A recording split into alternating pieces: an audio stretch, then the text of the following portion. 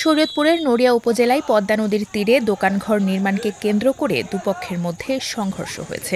এ সময় অর্ধ শতাধিক ককটেলের বিস্ফোরণ ঘটানো হয়। সংঘর্ষে দুপক্ষের ৮ ব্যক্তি আহত হয়েছেন।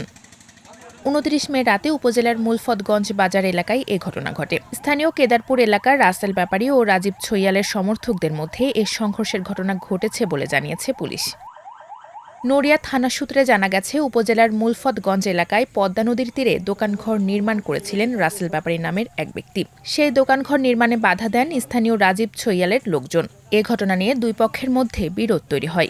শুক্রবার সন্ধ্যায় দুই পক্ষের সমর্থকেরা মুলফতগঞ্জ বাজারে নদীর তীরবর্তী এলাকায় দেশীয় অস্ত্রশস্ত্র নিয়ে মহড়া দেন। পরে রাত ৯টার দিকে উভয় পক্ষের লোকজন সংঘর্ষে জড়ান।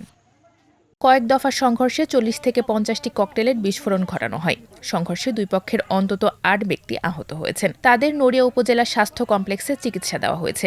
সংঘর্ষের সময় নদীর তীরে নির্মাণ করা ২টি টং দোকান ভাঙচুর করা হয়। খবর পেয়ে পরিস্থিতি নিয়ন্ত্রণে আনে পুলিশ। রাস্তার পাশে যে চটপটির দোকান আছে, এই দোকানকে কেন্দ্র করে দুপক্ষের মধ্যে ডালিপাড়া এবং নিকেরপাড়া দুই পক্ষের লোকের মধ্যে হাতাহাতি হয়, মারামারি হয়। আমরা ঘটনার পরপরই পুলিশ এখানে চলে আসি এবং দুপক্ষকে দুদিকে সরাই দিয়ে বর্তমানে নিয়ন্ত্রণে আছে।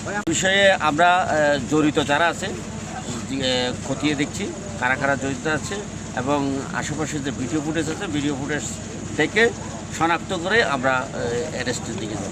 এ ঘটনার পর থেকে রাসেল ব্যাপারী ও রাজীব ছৈয়াল আত্মগোপনে চলে গেছেন। তাদের মুঠোফোন বন্ধ থাকায় এ বিষয়ে বক্তব্য নেওয়া যায়নি।